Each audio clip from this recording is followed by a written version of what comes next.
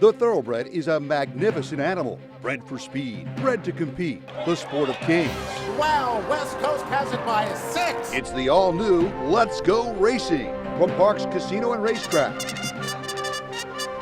It's action-packed and fun for the entire family. 3 of them are right together with 1 furlong to go. Let's Go Racing is brought to you by the Pennsylvania Thoroughbred Horsemen's Association. It's fun to see them run.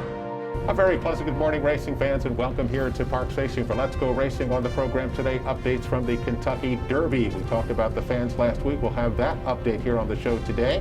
Our national coverage highlights Maximum Security. The last time out in the San Diego Handicap, he maybe looked vulnerable.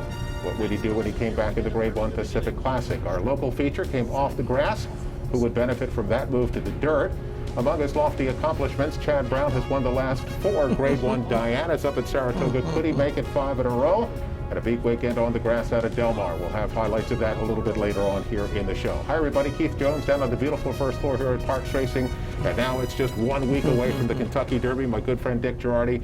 Dick, last week we talked about the limited number of fans that were going to be allowed into Churchill Downs. And just after we taped the show, that changed. Yeah, no fans. I think that there was a bit of a spike in the Louisville area, and they just didn't want to take a chance. And I mean, I get it. There hasn't been, Indianapolis 500 didn't have fans. The Masters isn't going to have fans. So they were kind of in a tough spot. Look, it's really disappointing, obviously, for everybody that loves the race, but that's what we're dealing with in 2020. The good news is for our friends John Finelli, Chuck Zachny, Glenn Bennett, who are 90% of the ownership group on NY Traffic, they are going to get to go. Right. They'll be able to see their horse run a week from today in what will be a very strange Derby in a very strange year. Now, Dick, Churchill Downs obviously is going to survive, but I wonder what percentage of their total bottom number comes from that one single day. Well, the 2 days, right? Yeah, right, yes. And the Oaks. It's just a giant part of their income. I remember years ago, now this has changed because they've become a gaming company, right. But years ago I talked to Tom Meeker, who was the president down there, for a story I did for the old Racing Times, and he said basically without the Oaks and the Derby, Louisville would fall into the Ohio River. But that's changed. Right. Obviously the company itself will be fine. But yeah, it's for Churchill Downs, it's just a huge hit. But look, everybody's taking it. Everybody in every sport and every other thing you can think of in life, and it's just hit them as well now. Well, Dick, we have more from President Kevin Flannery, and he has this to say about the big weekend. We really hoped that we would be able to have fans in the stands back in May when we made the tough decision to move it to September, actually back in March when we made that decision. And every day we've said one thing, is that we will always respond to what's going on, making sure that we're continuing to have an open dialogue with health professionals across the state and in the city, and with Louisville being tabbed a red zone city by the CDC this week, we just felt that we could not responsibly bring in 23,000 fans to the facility for the Derby. You know, it's one of those things. It's not an easy decision. It's one that we tried as best we could to get over the finish line with it, but ultimately the safety of our guests, the community, our employees is the number one priority.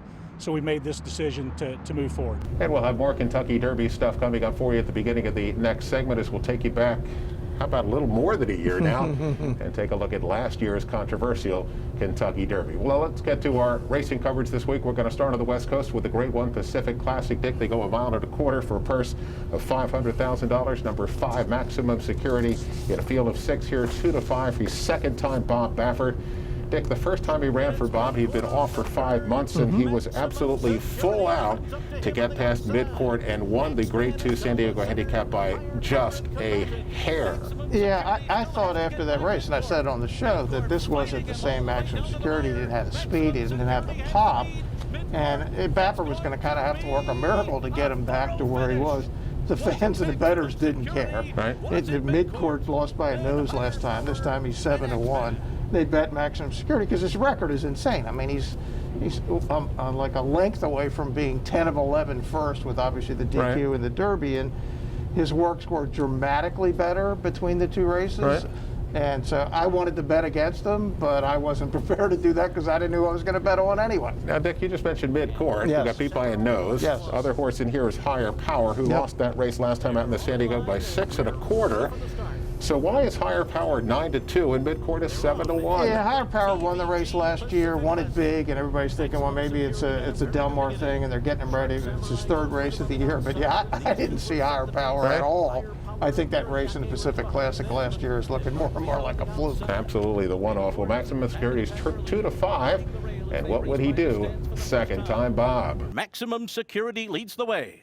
Sharp Samurai glued to him in second. Higher Power is third on the outside, racing for that turn. And then it's Midcourt, who's moved up a couple of spots after a 23.93 opening quarter mile. Mirinyake is second last. Dark Vader is the trailer with 7 furlongs to run. Maximum Security is the leader. Maximum Security by 3/4 of a length. Sharp Samurai tries to cling to him early. Maximum Security looks like he's doing it easily at this point. And then it's Higher Power, who's on the outside and edging up closer under Flavien Prat now. And Higher Power's going to be close up to Maximum Security for the run up the backstretch. They went a half mile in 47.98 seconds. Easy second quarter there for Maximum Security. Higher Power now takes him on 3 wide. Sharp Samurai between those two hangs in there. Midcourt fourth, 2 lengths off the lead. And then it's Dark Vader and Mirinyake. Maximum Security on top as the field moves for the far turn. Sharp Samurai has been battling him the whole way. Higher Power is outside of horses. Midcourt is down at the rail, just 2 lengths off the lead, and then Dark Vader. Around the far turn, Maximum Security, Sharp Samurai just won't go away. He's still just a neck back midway on the far turn. Midcourt has moved up into third, Higher Power is fourth, and they're into the stretch, and it's Maximum Security off the turn in front. Sharp Samurai has run a big one today, but with 1 furlong to run, Maximum Security has the lead. He's opened up by 2. Sharp Samurai is second behind Maximum Security, who takes them all the way in the TVG Pacific Classic. Well, Dick, one of the things you mentioned last time at the San Diego Handicap about Maximum Security is that he didn't seem to have that same kind of early speed that he'd shown with us before. But Dick, this time he got to the front. He did face some pressure throughout the race from Sharp Samurai, but then drew out to win by better than 3 lengths at the end, paid $2.80 to win.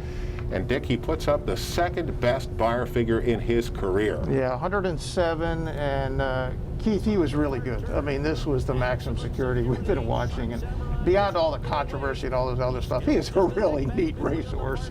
And it did help that Victor Espinoza on Midcourt showed 0 interest in being anywhere near the lead after he hustled Midcourt last time. I think people could wonder about what that was all about, but I sent Bob Baffert a text on Monday morning. I said, I'll read exactly what I wrote. I said, not sure how you got Max all the way back into his early works, but he got 107 Beyer, suggesting he's back all the way to his best form. Bob sent a text back, says, thanks, I love challenges, but he is a very cool horse to train. I didn't like the way I inherited him, but Gary West is my friend, and he was crushed with all the bad news. Right. He cried when the horse won the Pacific Classic. And I get it. This is the kind of horse that makes people cry, because what a race record he has. Forget all the controversy. Yep. This is some horse, and if we can get them all to Keeneland for the Breeders' Cup Classic, Tom's d'Etat, the 3-year-olds, Tis the Law, and Maximum Security, that's a race I want to see. Dick, you get to text with Bob, huh? Bob is, you know what the good thing about horse racing is? Could you imagine the biggest person in any sport, which Bob certainly is the biggest person in our sport? I'm not getting a text back from LeBron. It's just not happening. It's one of the cool things about horse racing. You get to know these people. And look, when Bob was here a couple of years ago, everybody got to know him, and that's just who he is. Absolutely. Good guy. Well, Dick, let's get to our first break. We come back here on Let's Go Racing. As we mentioned, we're going to go back to last year's Kentucky Derby. We'll have our local race of the week and up to Saratoga as well. All that coming up in our next segment when we come back on Let's Go Racing. It's Mean Mary on the inside and Rushing Fall on the outside. And now the two of them are heads apart for the lead. Looking to join the thrill and excitement of thoroughbred racehorse ownership? Pewter Stable can get you started. With more than 25 years of experience under the leadership of Greg and Kate DeMasi, Pewter Stable is one of the industry's leaders in racing partnerships, winning hundreds of races and millions of dollars at racetracks all over the Mid-Atlantic, including New York. No markup, no management fees makes our partnerships unique and affordable. We are Pewter Stable. Racehorses are pampered, treated with care, and loved. Nothing is more important than their health and their safety. We do right by them, and they do right by us. the hard-working folks who proudly earn our living. In Pennsylvania's horse racing and breeding industries. Horse racing is a lot of fun. But it's so much more. It provides tens of thousands of jobs. jobs. And billions in economic impact each year. All across the Commonwealth. Horse racing in Pennsylvania. It's a winner.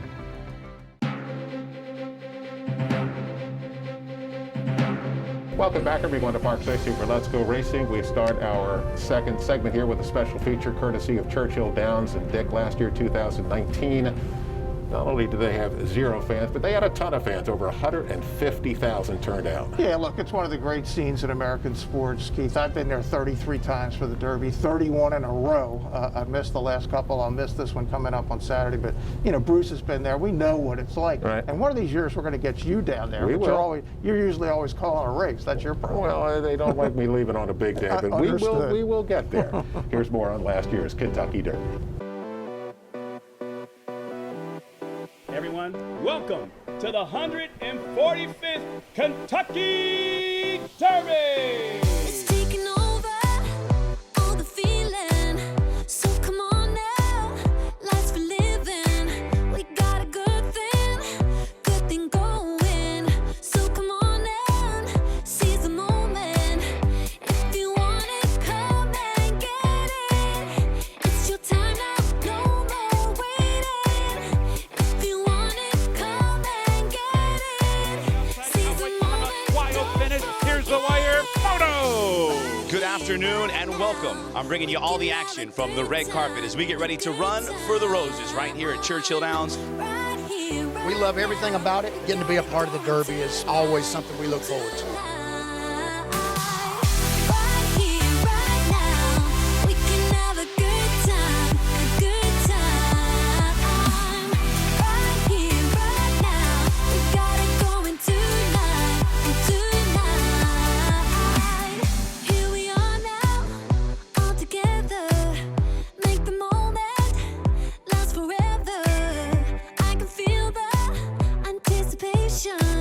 So get ready for a celebration.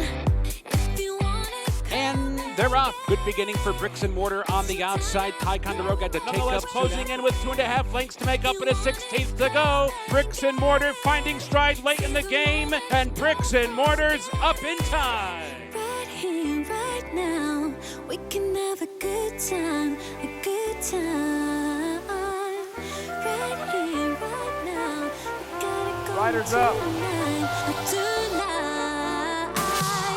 Right here, And they're off in the Kentucky Derby. a good time.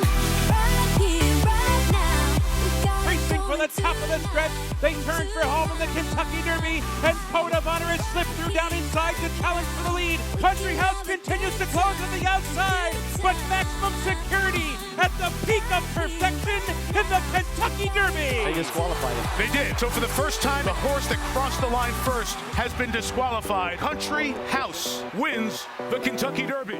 Well, Dirk, as you mentioned, Dick, just a tremendous scene. It is always down at Churchill Downs. Sure And, is. next Saturday, of course, the Kentucky Derby. There's going to be no live racing here, but the fans can certainly come out and enjoy the day, bet the races, and enjoy all of it right here It's at one of the Parks. biggest days at every racetrack around the country, whether you're racing or not, because people just want to be part of the action on Derby Day. Well, Dick, let's get to our local race of the week. It's brought to you by Chapman Auto Group. Unless our emblem is on the back of your car or truck, you probably paid too much. We come from Monday afternoon, Dick, with start a race that was scheduled for the turf but got transferred to the main track at 5 furlongs. The favorite is coming out of that Jamie Ness barn. What a surprise there. Number 12, Odd Gal, who goes off at 8-5, and she's had pretty decent form. Yeah, Jamie obviously was very happy when it came off the turf. This filly was entered for main track only. She got main track. She was favored. Always got to be wary of those MTOs. Dick, number 3, Athwalk, the second choice at 3-1 for trainer Claudio Gonzalez, who continues to do a great job with the stable he has here at Parks. Yeah, now one thing you know about this mare, she will be in front for as long as she can go. 5 furlongs on the main track. Here's our local race of the week. Forgotten Hero is clear by 3 lengths as they round the turn. Athwack to the inside, moves up second. On the outside, moving up now, third comes Gambit's Girl. She's about 4 lengths off the lead as they come to the top of the stretch. On the outside, Mad Mary is wide of her fourth. Towards the inside, Goddess of Cash is ground saving as they come to the top of the stretch. JJ Loves Billy starts to split rivals and shows signs of life from behind. So too does Odd Gal as they straighten away for the stretch drive. Still clear Forgotten Hero. Forgotten Hero on the lane is up by 4.5 lengths. JJ Loves Billy picks up the chase and is gaining. Out wide's the gray Odd Gal inside the 8th pole. Forgotten Hero. Here comes Odd Gal on the outside. In between rivals, JJ Loves Billy. Odd Gal on the outside. Power sweeps on by. Take these short sprints, you think it's all about speed, but it's always interesting when you see horses come from the back at 5 furlongs. And here comes Odd Gal with a big late surge. Not only gets up to win by, or get up, it goes on to win by 2. She's clear at the end with that late surge pace. $5.40 to win is the 8-5 choice. Dick, is the Jamie Nesborn still hot? Yeah, just on fire, has been for ever since we came back. 153 starts here at Parks through Monday, 48, 27, 34 in the money, 31% in the money overall, 71%. That's insane. 31% winning, so he's certainly going to be our trainer of the year this year. Yeah, I actually meant Forgotten Hero would be the speed. Right. When was the last time you saw a horse get beat here with that kind of lead at the stretch? Not only get beat, but finish third. Yeah, there you go. Well, Dick, let's get to some national coverage, some big turf races all over the country, really, over the past weekend. But we're going to head up to Saratoga for the Grade 1 Diana. That's the older fillies and mares at 9 furlongs for $500,000. And Dick, at the top of the show, we mentioned Chad Brown. All he's done is won the last 4 Dianas. I mean, just how unbelievable is that? Yeah, he's going for 5 in a row. And maybe as amazing is Graham Motion has finished second in this race 5 times. A neck, couple of heads, a nose, and he's got Mean Mary in here. So Chad always wins, and Graham always runs second. Let's see how it plays out. Dick, Rushing Fall is 7-5 here for Chad, and we see so many of his horses come from off the pace. Now, she's a filly that does have a good bit of early speed, and she does not lose very often. Yeah, and we mentioned her when she won the Jenny Wiley. She's won a Grade 1 at 2, 3, 4, and 5. This is one of the few Grade 1 she hasn't won. She finished second last year to her stablemate, the great Sister Charlie, who's also in here. Yeah, you mentioned Mean Mary. She's 2-1 for Graham Motion. Now, she has been running in those marathon races where she's been able to control the pace, and when she gets to the front, she can be tough to catch. Yeah, and she looks like on paper she's supposed to control this pace too. And interestingly, we also have John Velasquez in there riding Sister Charlie. Going for it, this is insane, his 200th Grade 1 win. Oh my gosh. Well, Dick, here's the Grade 1 Diana. Chad looking for 5 in a row. Mean Mary by 2. Rushing Fall runs in second. Starship Jubilee and Call Me Love are right together, and Sister Charlie remains at the back. They're moving up the back stretch now. Mean Mary in front, and the lead is 2.5 lengths. Rushing Fall is now getting a bit closer in second.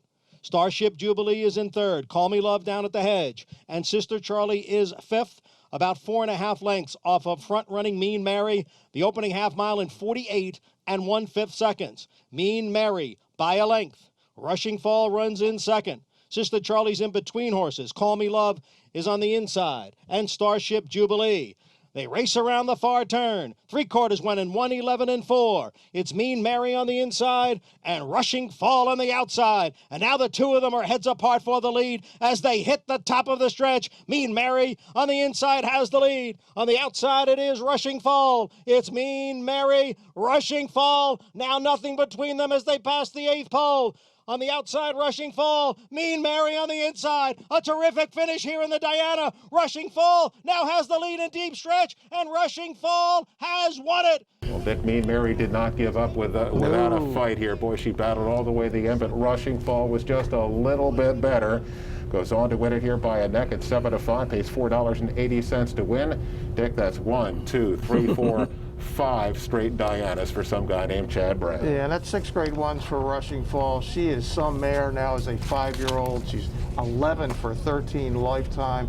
And look, here are the names: Dacita, Lady Eli, Sister Charlie, and now Rushing Fall. Those are Chad's 5 in a row. We mentioned Graham Motion. Mean Mary did everything but win. Really? So now he's finished second in this race 6 times.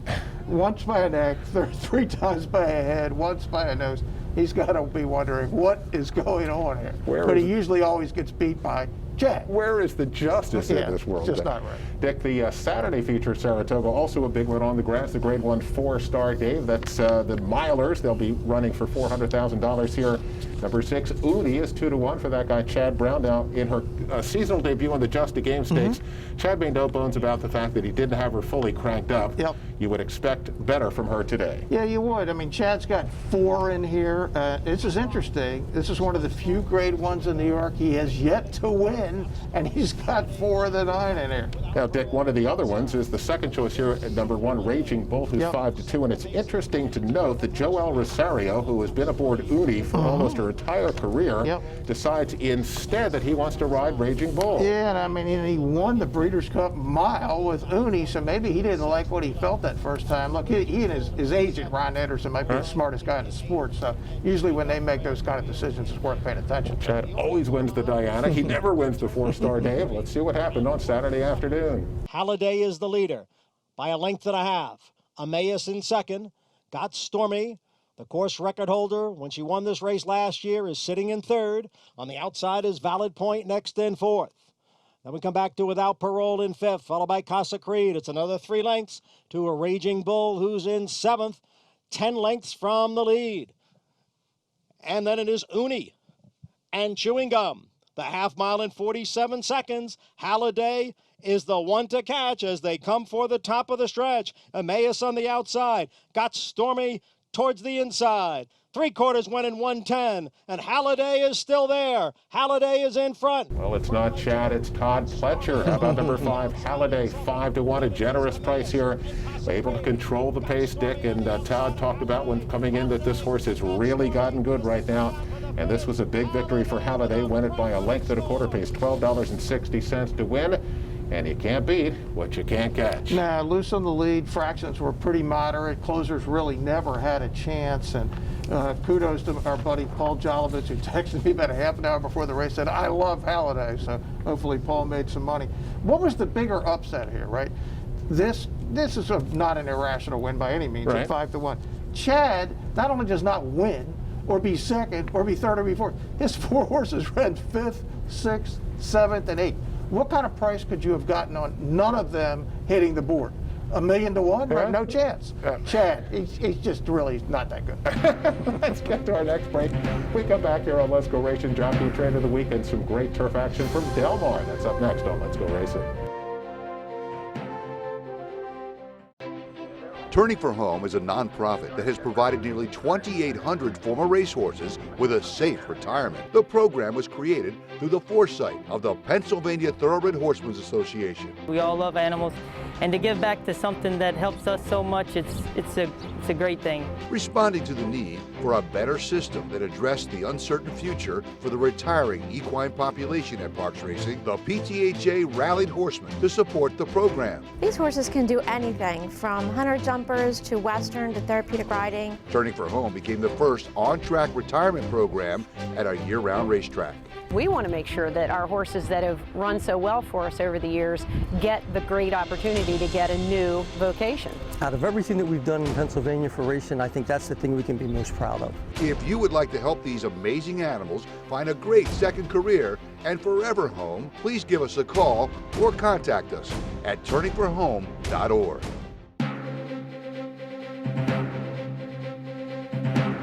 Welcome back, everyone, to Parks Racing for Let's Go Racing, Jockey and Trade of the Week, brought to you by the Turning for Home program. We've talked about it many times. Log on to their website at turningforhome.org and get involved with that great institution today. Dick, our Jockey of the Week, Angel Rodriguez, continues to do a great job. Had a triple one of the days last week. He gets the nod as our Jockey of the Week, and we talked about him a little bit earlier. But he continues to do a great job, but we just don't talk about him enough. That's Claudio Gonzalez. Yeah, no, Claudio's just been really good here. He's good wherever he goes. Let's get to race recap. It's brought to you by Pewter Stable. Log on to their website at pewterstable.com and become an owner today. Let's start with the Del Mar Mile, the Grade 2 race at a mile on the grass for $1.50. Number 4, Mo Force, is 6-5 for trainer Peter Miller. Did not get off to a very good start.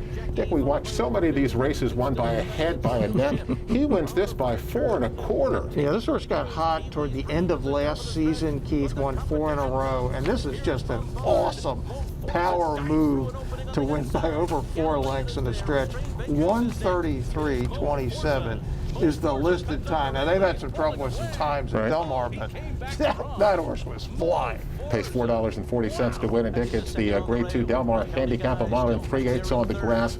What a tremendous ride here by jockey Alberto Rispoli. He makes an early move on the backstretch, takes command with Red King at 4-1. Then he has to hold off the big favorite United. Dick, what a ride. Yeah, that move won the race. Some people would say it's a premature move. Now, what the move was about, as he made it, was to get ahead of United and make United, as the big favorite, have to come and catch him, and he couldn't quite get there.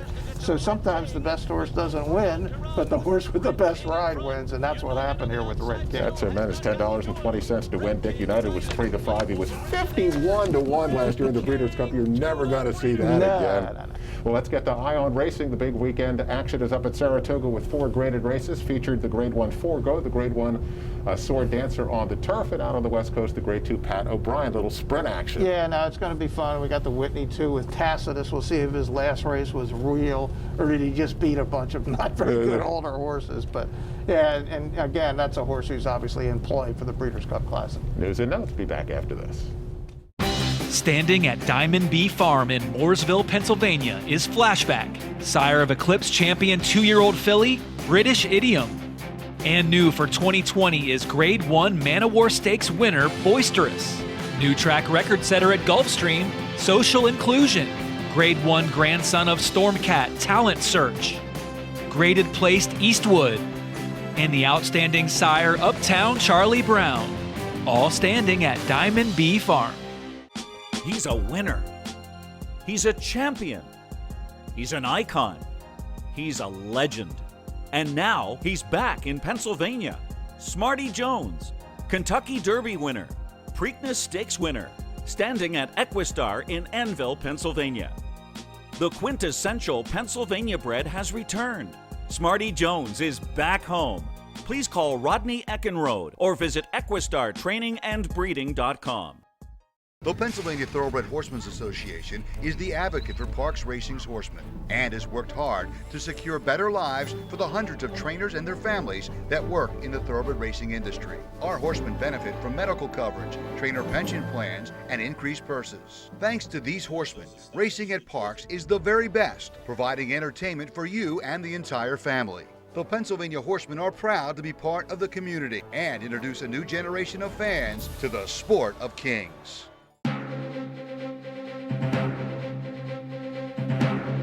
Welcome back, everyone, to Parks Racing for Let's Go Racing News and Notes, brought to you by the Granny Fund. Log on to their website and get involved with the Granny Fund and help out with continued education on the backstretch. He's Bruce Casella, Dick Girardi, Keith Jones, and Dick. The Kentucky Derby favorite is obviously going to be Tiz the Law. Dick, you said his last workout, he just continues to look sensational. I was in the dark at Saratoga, Keith, a week ago, and it was just awesome looking. Barclay Tagg has kept this horse in beautiful shape for months now. And we, of course, have John Fideli with New York Traffic, the local horse. And Dick, what kind of chances does John have at...